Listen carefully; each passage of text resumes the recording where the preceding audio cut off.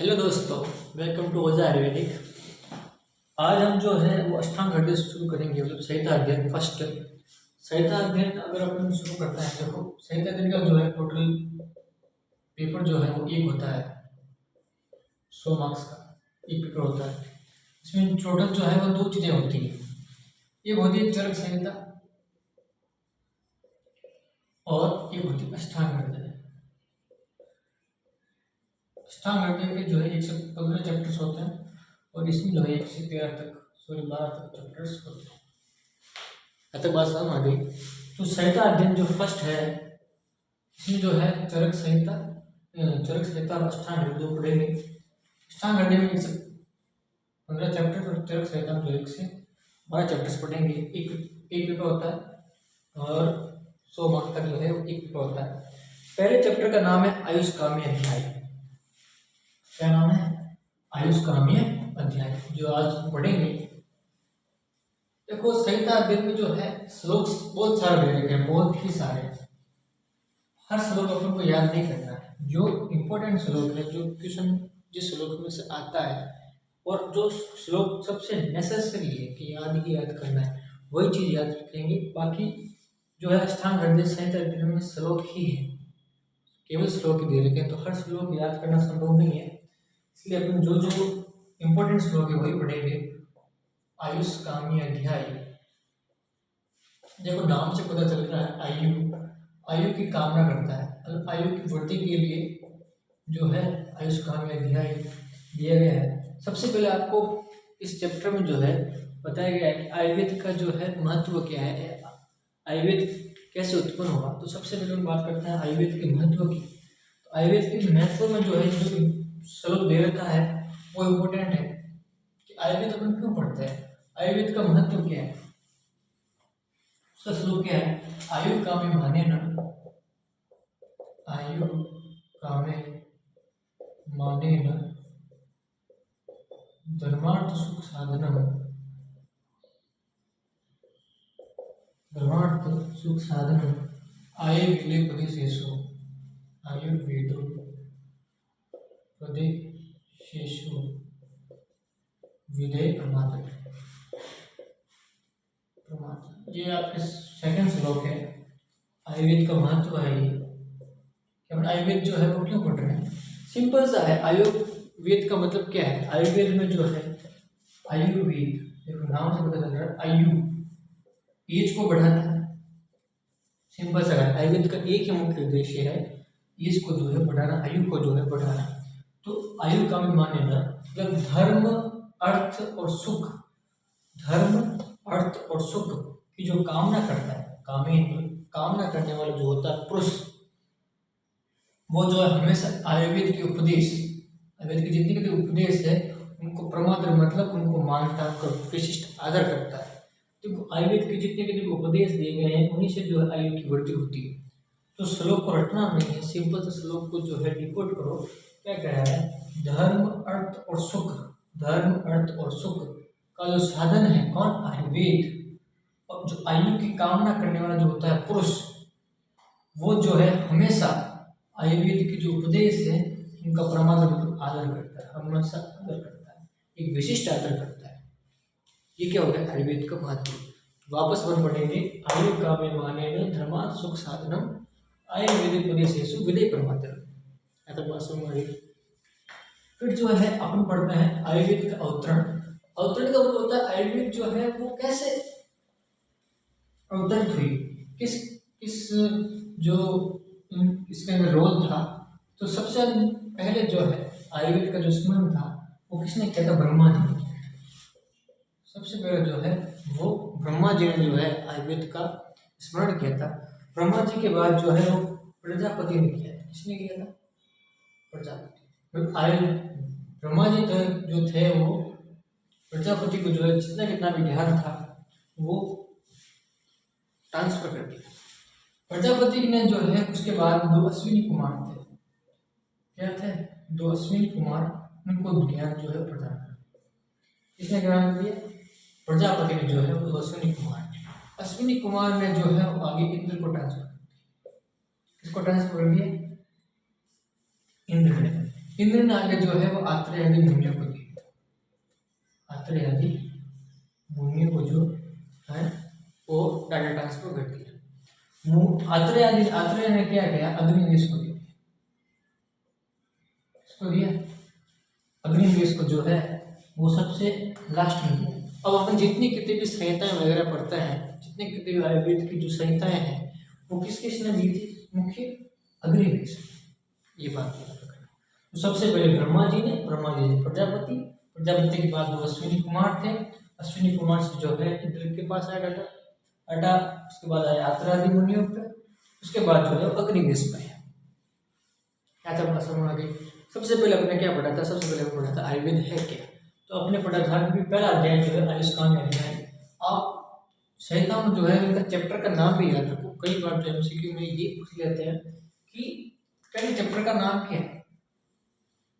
Start कर देखिए, पहले चैप्टर का नाम क्या है। चरक संहिता के पहले चैप्टर का नाम क्या है। कई बार जो ये क्वेश्चन भी आ सकता है। तो आयुष्काम अध्याय है पहले चैप्टर का। सबसे पहले हमने पढ़ा था महत्व क्या होता है। आयु काम्य मानेन धर्मात् सुख साधनम आयुर्वेदिक उपदेशेषु विधेय प्रमाण। फिर हमने पढ़ा था अवतरण कि भाई कौन कौन से थे अपने वैज्ञानिक जिन्होंने आयुर्वेद को बनाया। तो ब्रह्मा जी प्रजापति, अश्विनी कुमार, इंद्र, आत्रेय और अग्निवेश। तो बात सुना गई। फिर जो है इन्होंने जो है टोटल 8 ब्रांच निकाली थी। आयुर्वेद की कितनी ब्रांच निकाली, 8 ब्रांचेस। उसको अपन बोलते हैं अष्टांग आयुर्वेद। क्या कहते हैं, अष्टांग आयुर्वेद। 8 प्रकार के जो है आयुर्वेद के जो है अंग बताए थे। सबसे पहले बताया था बाल चिकित्सा। क्या कहा था, सबसे पहले जो है वो बाल चिकित्सा कह सकते हैं, बाल तंत्र कह सकते हैं। फिर अपन बोलते हैं काय चिकित्सा, इसको बाल तंत्र भी कह सकते हैं। फिर अपने कहा था गृह चिकित्सा। चौथा विष चिकित्सा भी कहा। क्या कहा गया था, तो टोटल ये तो पहला क्या है, बाल चिकित्सा, गृह चिकित्सा, गृह को भूत चिकित्सा भी कह सकते हैं। फिर क्या कहेगा, शालाकीय ये ऊर्ध्वांग चिकित्सा। क्या कहा गया था, ऊर्ध्वांग चिकित्सा। जो विष चिकित्सा है, विष चिकित्सा को अपन जो है वो दृष्टा भी बोल सकते हैं। क्या बोल सकते हैं, दृष्टा चिकित्सा। फिर छठा है जरा चिकित्सा। क्या है, छठा क्या है, जरा चिकित्सा। जरा चिकित्सा के बाद जो है वो शल्य चिकित्सा, सर्जरी बोल सकते हैं। सर्जरी को क्या बोलते हैं, शल्य चिकित्सा। और 8वां पॉइंट जो है, 8वां पॉइंट लास्ट है वाजिकर या बस वाजिकर।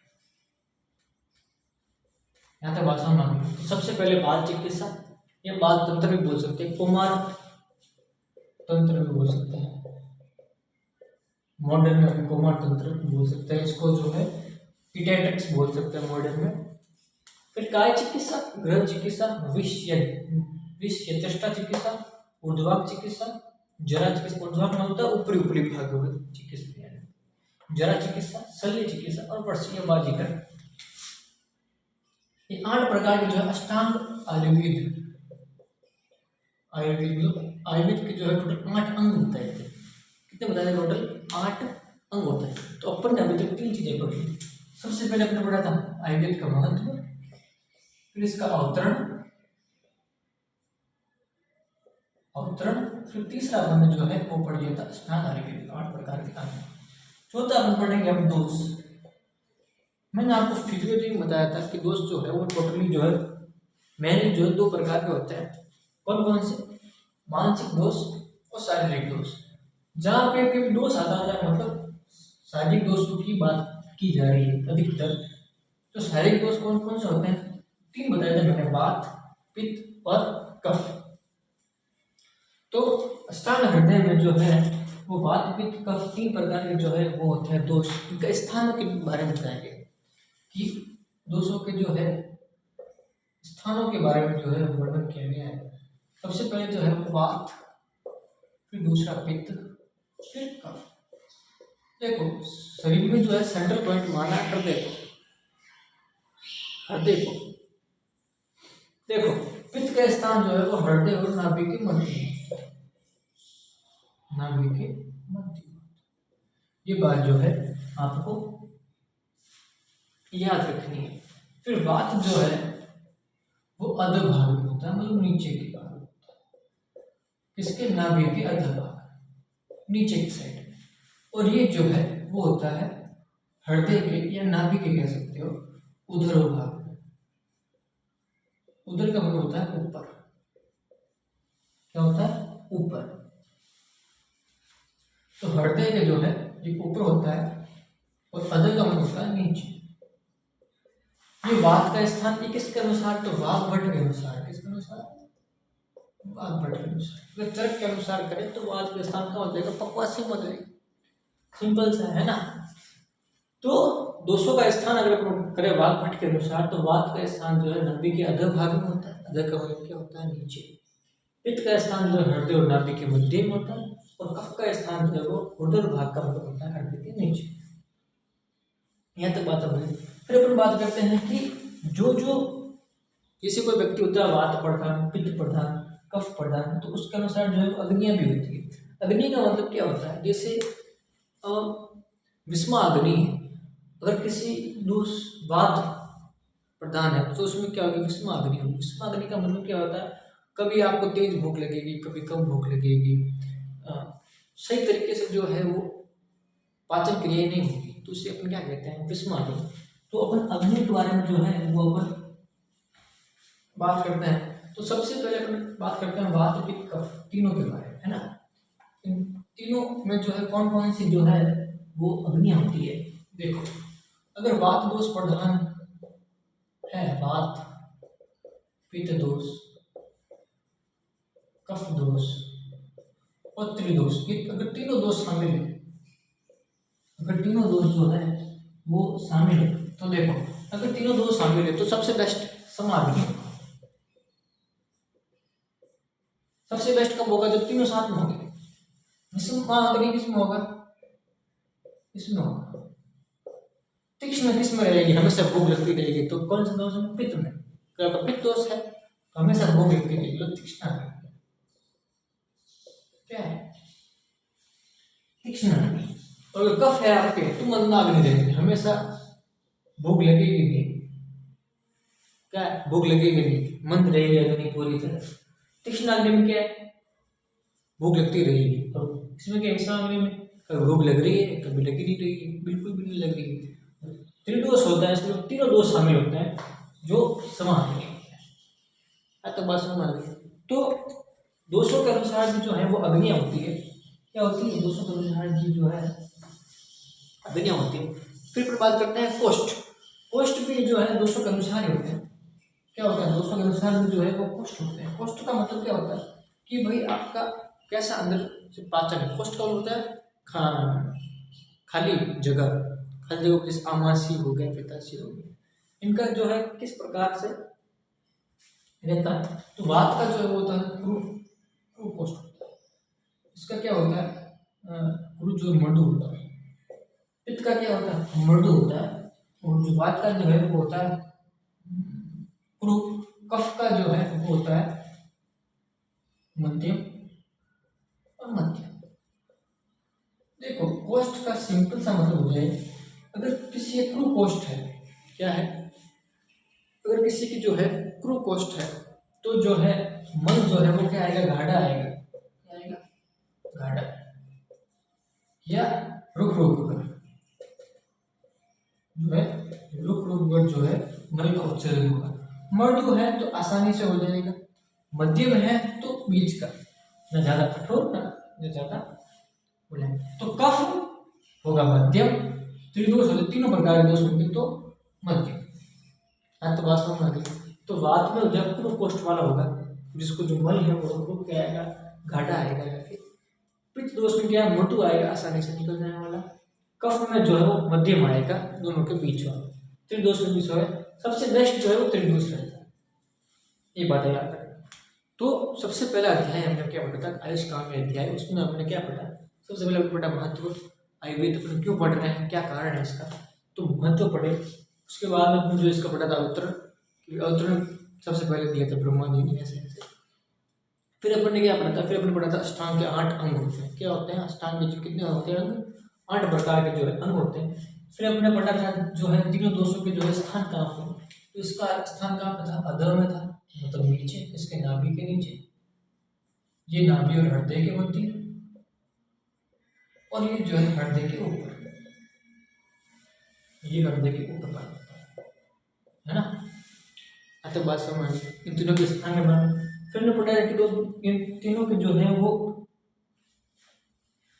कोष्ठ के प्रकार है। कोष्ठ का मतलब होता है आमाशय पक्वाशय जो है वो किस प्रकार से कार्य करता है, फिर उनका कार्य करके मल का जो विसर्जन है किस प्रकार से होता है। फिजियोलॉजी में आपको पढ़ोगे कोष्ठ के बारे में, पूरा एक पूरा टॉपिक दे रखा है फिजियोलॉजी में, उसके बारे में उसमें आप देखोगे जो क्रू होता है कोष्ठ वाला, उसका जो मल होता है वो गाढ़ा रोग के आने वाला होता है। आयुष्काल के अध्याय में जो है यहाँ तक अपने जो पढ़ा है उसमें से केवल एमसीक्यू पूछता है। जैसे वात दोष में कौन सा कोष्ठ होता है, ये कौन सी अग्नि होती है, ये इसका स्थान कहाँ पे, इस प्रकार के जो है एमसीक्यू पढ़ जाते हैं। इसमें जो है अधिकतर जो है एमसीक्यू ही आते हैं। कभी कभार एक 5 नंबर का क्वेश्चन आता है इम्पोर्टेंट, जो आगे आएगा आपके आगे मैं आपको बताऊंगा। 5 नंबर का एक क्वेश्चन पूछा जाता है जो सबसे इम्पोर्टेंट है, हर एक साल छोड़ के एक साल जो क्वेश्चन आता ही रहता है। नहीं तो आपकी जो है इसमें से ही एमसीक्यू तो 101% आते ही आते हैं। आता बात समझ में आ गई। तो अब आज अपन यहीं तक देखते हैं, आगे वाला अपन देखते हैं कल। नोट्स वगैरह आपको अगर चाहिए तो इंस्टाग्राम पे आप मुझे डीएम कर सकते हैं। बाकी थैंक यू।